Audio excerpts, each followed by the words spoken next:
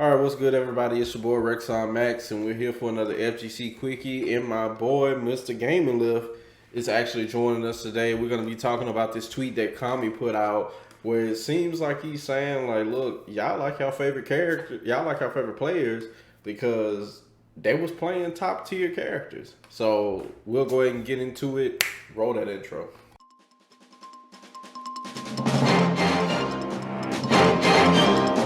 Alright, so if you haven't seen the tweet, this is what Kami actually tweeted. He said, people being mad Luke players are winning makes no sense considering Tokido best season was season 2 Akuma, Punks was season 2 Karen, Problem X was a broken Abigail, Hatani was season 1 and season 2 Nikali, Smug was season 2 Balrog, all Mikas were season 1. Every one of your favorite players are your fave players because of broken characters.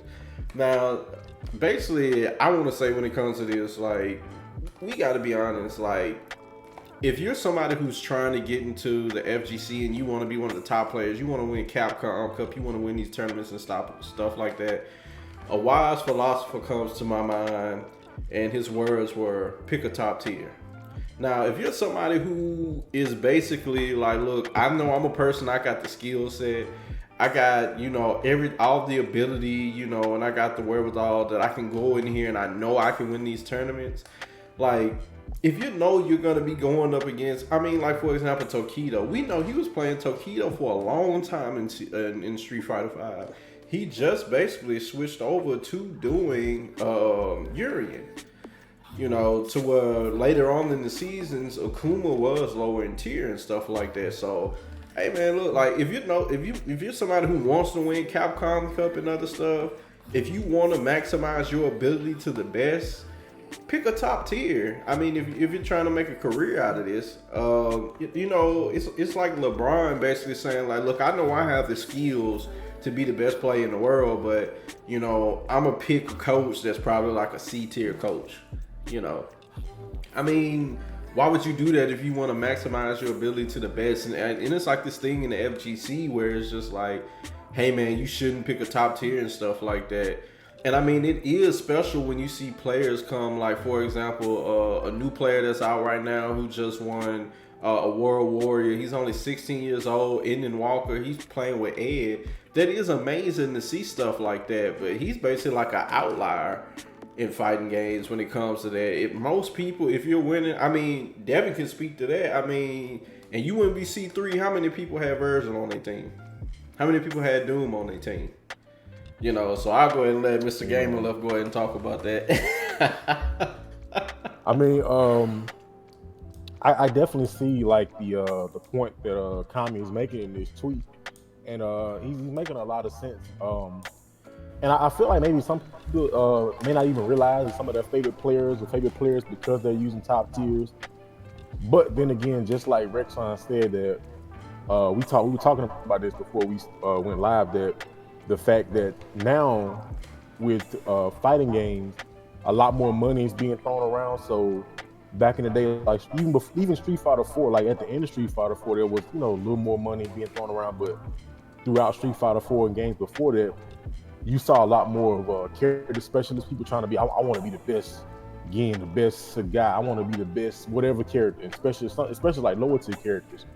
You don't see it as much now because there's so much more money being thrown around. So like Rexon just mentioned, you want to have if you have the skills, you have the natural talent to be a top player, more than likely your chances will be better if you pick a tool that's already good. It's like if I'm trying to break a rock, there's no point to me to grab a really hard stick, whatever. I'm trying to make the nicest butter knife I've ever seen. Yeah, like why go get a butter knife to go break a rock when I got this hammer right here that's just gonna do it super easily. It might take you forever to even chip away at it with that butter knife, but I got this hammer that is specifically designed to break this rock. So, and again, it just depends. Like Rexon just mentioned, Marvel 3. A lot of foot dives, a lot of helm breakers, a lot of swords and Gucci belts spinning around. It was a lot of zoops in the corner, a lot of movies being shown in Marvel 3. And it can get mundane and kind of repetitive when it comes to like the top 8, because when this happens, a lot of times that's one thing I think Marvel kind of started to wane off at its at the height of its existence was it was so many of the same characters being played in top eights. You saw so many zeros, Zero May Cry, Doom, Magneto, all these characters. Now, granted, different players have different play styles, so even if they are playing top tiers, you can tend to see different tendencies and different play styles from different people. But for the most part, when you play those top tier characters, there's a certain way to play those characters. It's almost for lack of a better term, a flow chart. And it's like, why deviate from that? If I got this and this winning formula, that's what I'm gonna use. We've seen it in so many games.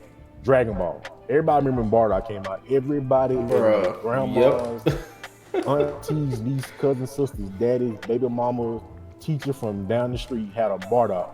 They were doing the same thing.